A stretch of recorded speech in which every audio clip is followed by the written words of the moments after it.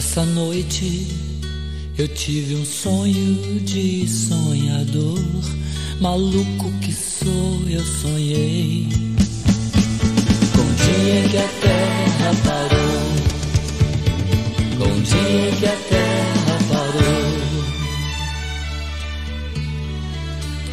Foi assim, num dia em que todas as pessoas do planeta inteiro resolveram que ninguém ia sair de casa, como que se fosse combinado em todo o planeta. Naquele dia ninguém saiu de casa. Ninguém.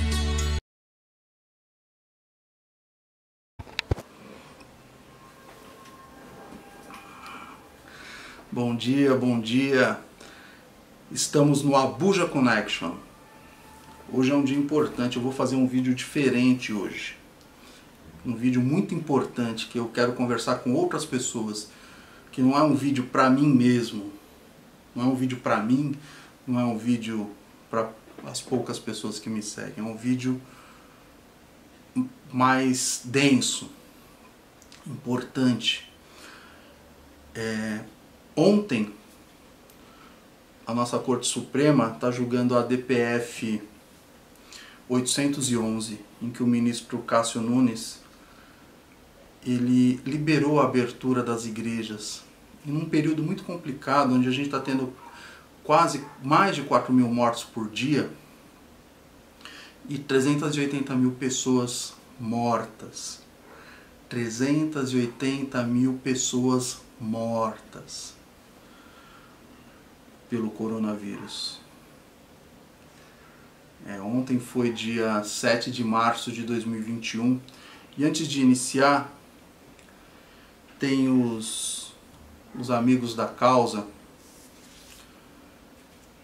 dessa causa, que se manifestaram ontem no Supremo, e eu quero pedir licença. São todos muito doutos, muito conhecedores da palavra de Deus, da Bíblia e dos objetivos que eles têm como cristãos, e eu quero citar o nome deles para ter um registro histórico, que é, vou pegar o óculos aqui, que são Uziel Santana dos Santos, que se manifestou a favor do Cássio Nunes, Luiz Gustavo Pereira da Cunha, Taiguara Fernandes de Souza, Ricardo Rasson Sayeg, Walter de Paula Silva, Caian Acácio da Silva. Essas pessoas têm todo o direito de se manifestar sobre isso. Agora, eu tenho aqui uma gente estranha, eu tenho aqui algo pitoresco nessa situação, que é a manifestação do AGU, que é o advogado-geral da União Mendonça, André Luiz Mendonça, e do Procurador-Geral da República, o Augusto Aras. Essas duas pessoas em posição de Estado, elas se manifestaram de uma maneira muito pitoresca, muito... Eu quero ser leve hoje no vídeo. Eles são como gente estranha nesse processo, tem algo estranho, mas tudo bem, eu quero pedir licença a eles para divergir, porque a Bíblia que eu leio parece que não é a mesma que eles, os advogados e os representantes do AGU e o PGR. Eu quero manifestar aqui, entender o que é ser cristão para mim. Talvez sirva para você. Eu não queria falar sobre esse tema, mas eu vou me permitir falar sobre esse tema porque eu não sei quais são os desígnios de Deus. Eu não sei quais são os propósitos de Deus, seus planos, sua vontade. Eu não sei como Deus pode agir através de mim. E por isso decidi fazer esse vídeo. Poderia não fazê-lo, mas vou fazer. Porque não sei quais são os desígnios, como Deus vai se manifestar através desse vídeo que eu estou postando. Pode ser que sirva para alguém e que o meu pensamento tenha alguma linearidade. Seja linear. Então, eu quero começar entendendo o que é ser cristão. Qual é a origem? Como ser cristão? Da onde vem ser cristão? E a gente só, antes de eu falar pelo Novo Testamento, eu quero falar pelo Velho Testamento, a origem disso. Ser cristão inicialmente é uma conexão com Deus. Uma conexão profunda com Deus. E eu vou buscar lá no Gênesis 5, do versículo 21 até o versículo 24. Antes de começar a reflexão, eu vou ler esse trecho para vocês. Vocês podem buscar aí Gênesis capítulo 5, versículos 21 a 24. Vou ler para vocês. E viveu Enoque 65 anos e gerou Matusalém. E andou Enoque com Deus, depois que gerou Matusalém, 300 anos, e gerou filhos e filhas. E foram todos os dias de Enoque 365 anos. E andou Enoque com Deus, e não apareceu mais, porquanto Deus o tomou para si. Quer dizer, o Enoque não morreu. O Enoque não morreu. Aqui nessa pequena história da Bíblia, talvez seja a menor história da Bíblia, não tenho certeza, mas talvez seja, essa pequena inserção, eu acho que não é a menor, mas eu acho que é uma das menores. Talvez a de Jabé seja a menor. Andou Enoque com Deus. Andou Enoque com Deus. 300 anos. Mas olha que intrigante, olha que coisa maravilhosa. Uma pessoa andou 300 anos com Deus. Ninguém anda com ninguém, ninguém caminha com ninguém sem aquela pessoa ser amigo dele. O Enoque devia transbordar. O Enoque devia transbordar. Ele devia... Aonde ele tocava, devia ter o amor de Deus. As coisas emergiam. Quando ele colocava a mão em uma flor, aquela flor devia florescer. Porque ele andava com Deus, ele estava banhado por Deus. Deus era amigo dele, ele amigo de Deus. Deus era tão amigo dele que ele não morreu, ele foi levado por Deus para o céu, para a morada do divino, lá com Deus. Que coisa maravilhosa ser amigo de Deus. Essa é a origem da conexão do cristão.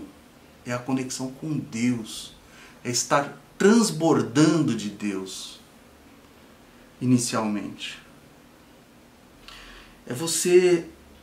Tudo que você olha deve conversar com você, porque você está transbordando de Deus. E tudo que você olha fala com você. Uma flor, um passarinho, o céu, a água, a grama. Porque Deus anda com você. Você é amigo de Deus. Que coisa espetacular essa história. Profunda. Profunda. Maravilhosa. As coisas deviam... Enoque devia caminhar e as coisas deveriam... Acho que emergiam em volta dele. Cresciam. Se renovavam. Isso é uma coisa maravilhosa. Olha que intrigante, que coisa. Leiam. Leiam esse pequeno trecho da Bíblia, só esse, hoje. Leiam e reflitam sobre isso, a profundidade disso. Gênesis capítulo 5, dos versículos 21 ao 24. Leiam. Sabendo da origem do que é ser cristão, que é essa conexão com Deus, ser amigo de Deus, está escrito na Bíblia. Você tem que ser amigo de Deus, você tem que caminhar com Deus. Está escrito na Bíblia, que vocês leem todos os dias.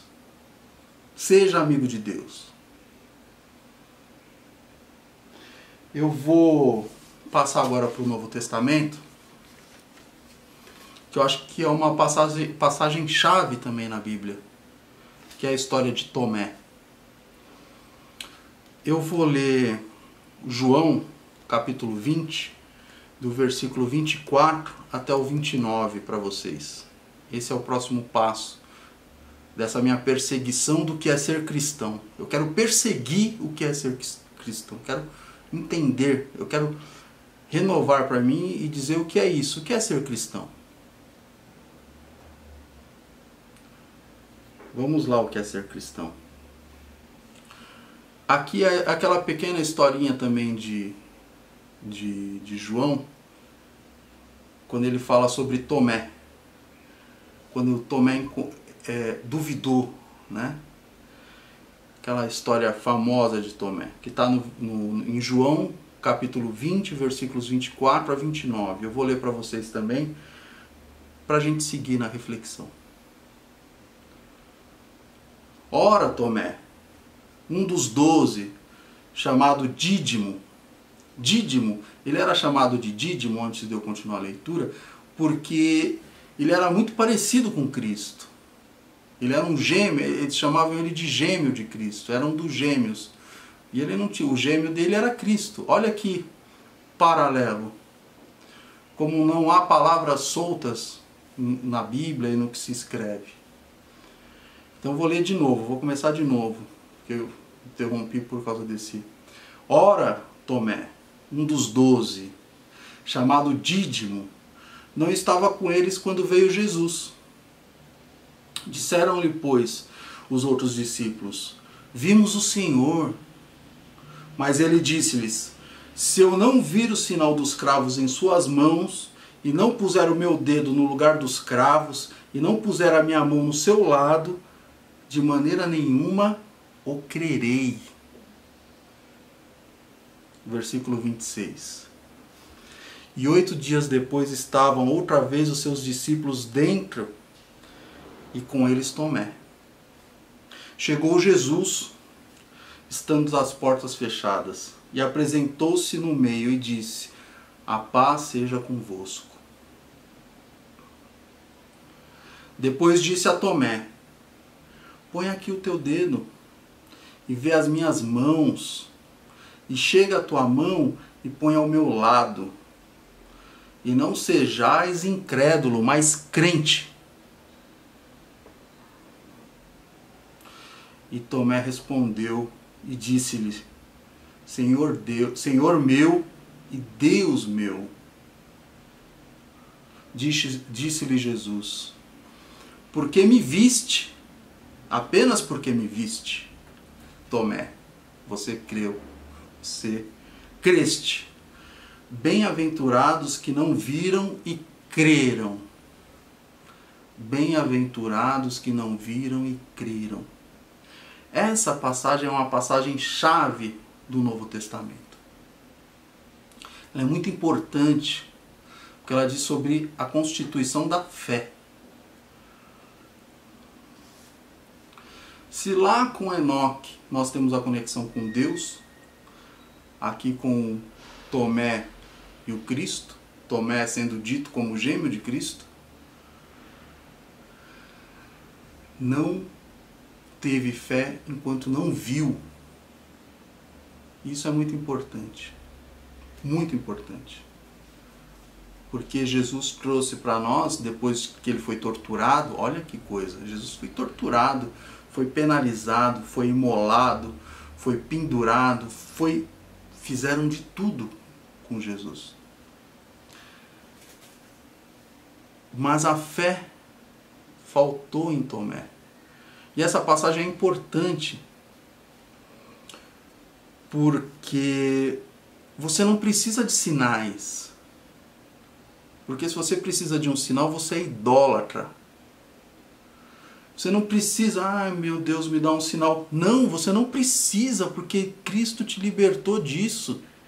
Cristo está dizendo, apenas crê. Está aqui, ó.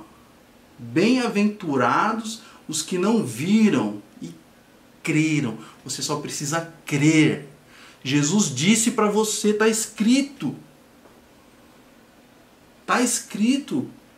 Em uma das circunstâncias da Bíblia, nessa pequena historinha de Tomé, está escrito. Você só precisa crer. Você não precisa de uma toalhinha do pastor Valdomiro com o suor dele. Você não precisa, porque também na Bíblia está escrito, só se chega ao Pai através do Filho. Você não precisa de um feijão mágico. Você não precisa da água do Rio Jordão. Você não precisa de nenhum sinal. Você não precisa pedir nenhum sinal. Você precisa, como Enoque, andar com Deus e crer. Apenas crer. Ter em você a sua fé profundamente internalizada dentro de você. Porque se você aí, pede um sinal para Deus, você está testando Deus. Deus não tem que te dar sinais. Ele está dizendo aqui, apenas crê que você será bem-aventurado. Ora, então você é um idólatra? Você precisa de sinais? Não, apenas creia. E você será bem-aventurado, você será abençoado. Ande com Deus e creia. Isso é ser cristão. O que for diferente disso, meu amigo, você não está caminhando com Deus e nem tem fé. Você não precisa de sinais. Não espere por sinais. Apenas creia.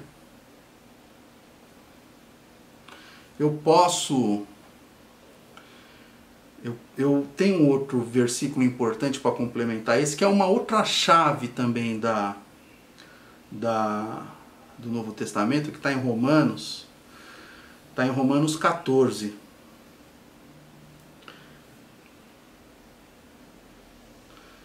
Que é no versículo 22, que vai complementar isso, que eu vou ler para vocês também. O versículo começa com uma pergunta, Romanos 14, versículo 22. Tens tu fé? Tem-na em ti mesmo diante de Deus? Bem-aventurado aquele que não se condena a si mesmo naquilo que aprova. Então, se você aprova a sua própria conduta e você tem convicção dela, de que está caminhando com Deus e que tem fé, você é um bem-aventurado. Esse capítulo Romanos deve ser lido por todo mundo, bem entendido. É uma chave também do Novo Testamento, da vida cristã. Uma chave de conduta, de trajetória. Muito importante que todos leiam. Eu não vou ler aqui, para mim nesse momento interessa o versículo 22. Tens tu fé? Você tem fé? Tem-na em ti mesmo diante de Deus? Você acredita? Bem-aventurado aquele que não se condena a si mesmo naquilo que aprova. Quer dizer, se te dá prazer tomar uma cerveja no sábado com a sua esposa, tome. Aquilo não te faz mal. Não te faz mal. Mas cuidado para não enfraquecer o seu irmão na fé. Se escandaliza o teu irmão, não tome.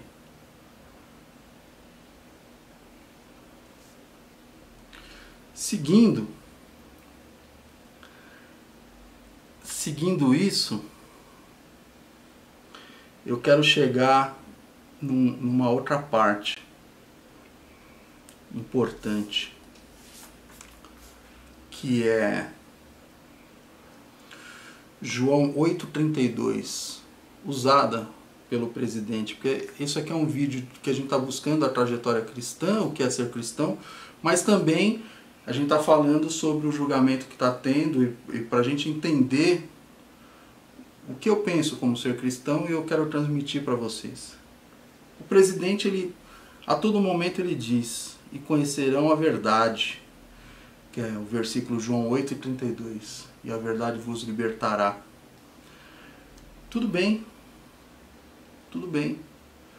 Mas o presidente, ele mente diariamente. O presidente é notoriamente um mentiroso. Uma pessoa vil. Eu não vou aqui xingar ele, porque esse não é o meu propósito. Mas ele usa um versículo da Bíblia que aí eu quero perguntar a você, cristão, que está na igreja, que acredita nele. Ele é um cara que ele faz apologia à tortura. Ele tem como ídolo um torturador. Olha que contrassenso da fé cristã.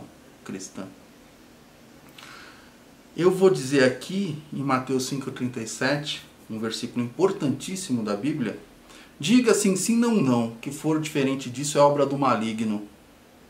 Ora, se conhecereis a verdade vos libertará, e você mente? Diga sim, sim, não, não, e o que for diferente disso é obra do maligno. Então, claramente, o nosso presidente é um ser maligno.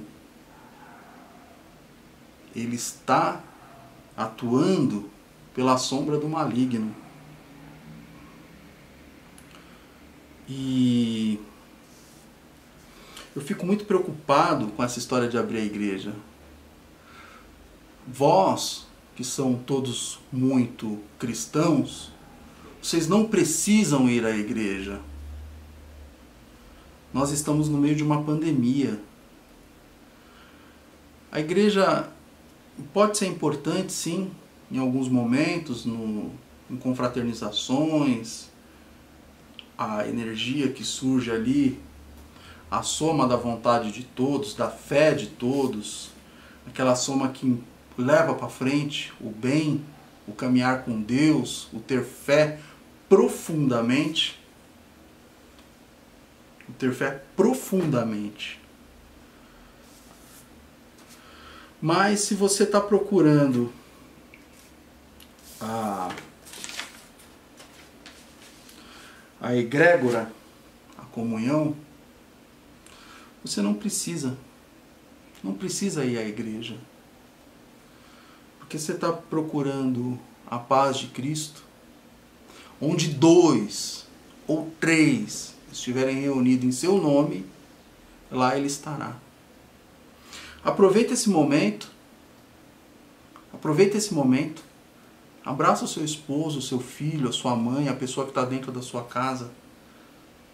Basta você e mais um, e a egrégora está formada.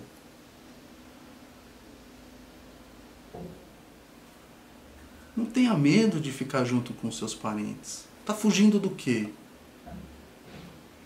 Nesse momento é o amor dentro da sua própria casa, e lá estará Jesus, em comunhão com todos. Lá Ele estará. Quando você abraçar seu esposo, sua esposa, e dizer assim: vamos aqui orar junto. Vamos conversar um pouco. Vamos ler a Bíblia. Vamos entender o que é ser cristão. Estamos caminhando na fé cristã. Quais são os reais motivos de se abrir uma igreja, como o Templo de Salomão, em que milhares de pessoas vão pegar condução? Tem um outro pequeno versículo que eu vou ler aqui para vocês.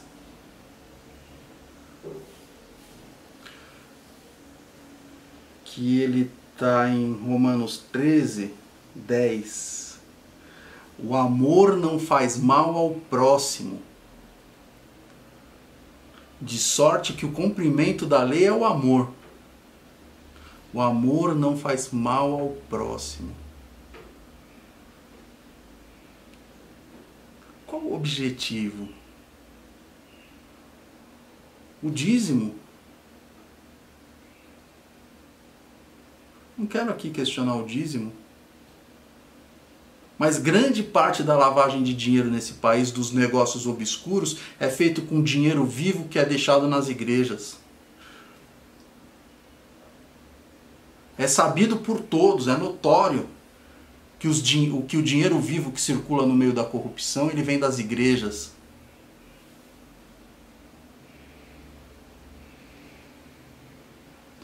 Você, posso chamá-lo de irmão, irmã, Vocês são o templo do Espírito Santo.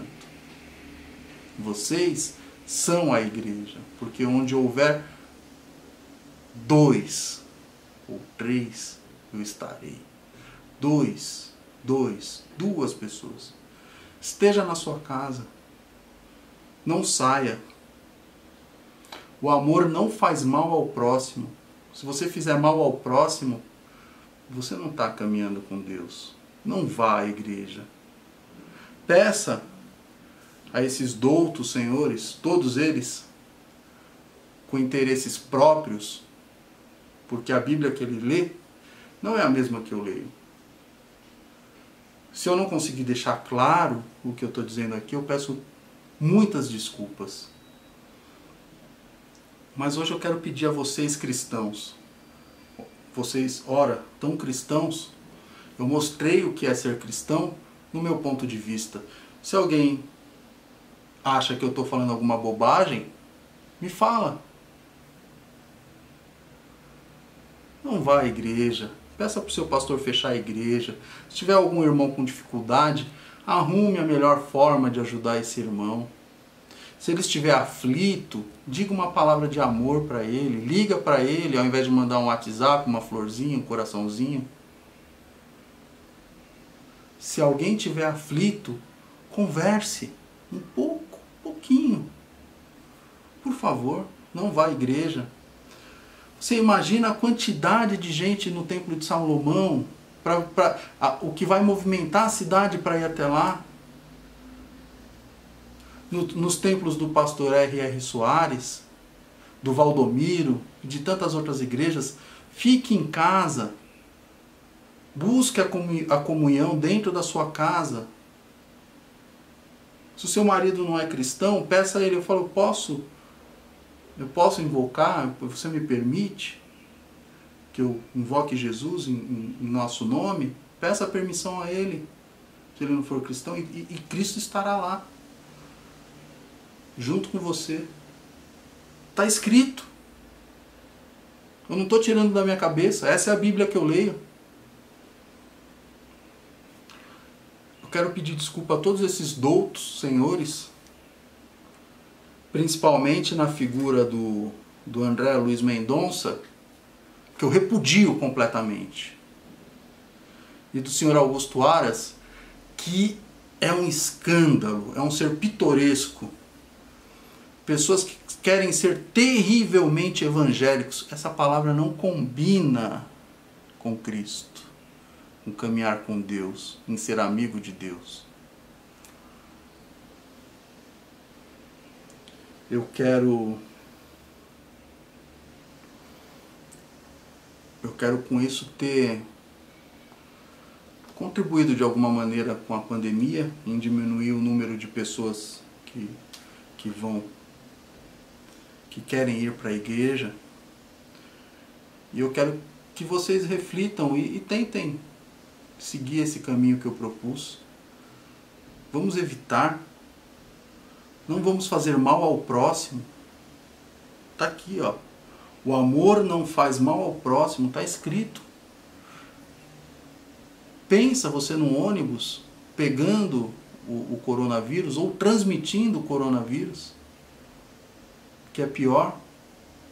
Você vai carregar em você um irmão convertido ou não convertido, e que poderia ser convertido à fé cristã. Tenhamos sabedoria, amor, vamos caminhar com Deus que nem Enoque, vamos crer profundamente. Graça e paz a todos, e que tenhamos boa sorte daqui para frente, que Deus nos abençoe abundantemente, que esse número de pessoas morrendo diariamente por falta de discernimento, de amor, comece a diminuir. Porque além da vacina, só o amor vai diminuir o número de mortes. É essa a mensagem que eu queria transmitir. Espero que eu tenha sido bem sucedido. Até mais, espero que fiquem todos bem. Obrigado por ouvir até aqui, esses 30 minutos de vídeo. Muito obrigado. Até mais.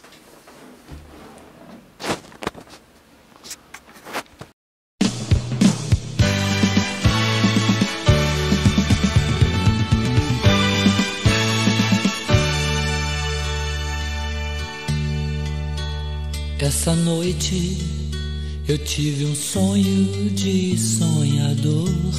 Maluco que sou, eu sonhei com o dia em que a terra parou, com o dia em que a terra parou. Foi assim, num dia em que todas as pessoas do planeta inteiro resolveram que ninguém ia sair de casa, como que se fosse combinado em todo o planeta. Naquele dia ninguém saiu de casa. Ninguém. O empregado não saiu pro seu trabalho, pois sabia que o patrão também não tava lá. Dona de casa não saiu pra comprar pão, pois sabia que o padeiro também não tava lá. E o guarda não saiu para prender, pois sabia que o ladrão também não tava lá. E o ladrão não saiu para roubar, pois sabia que não ia ter onde gastar.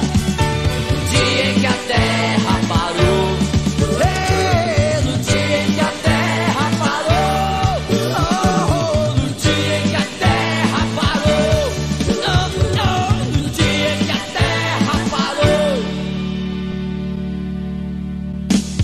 E nas igrejas nem um sino a badalar, pois sabiam que os fiéis também não estavam lá.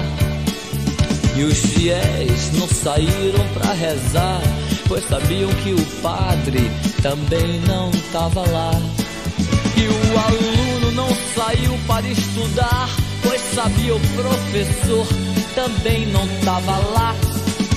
E o professor não saiu pra lecionar, pois sabia que não tinha mais nada pra ensinar. No dia em que a terra parou, no dia em que a terra parou, no dia em que a terra parou, no dia em que a terra parou.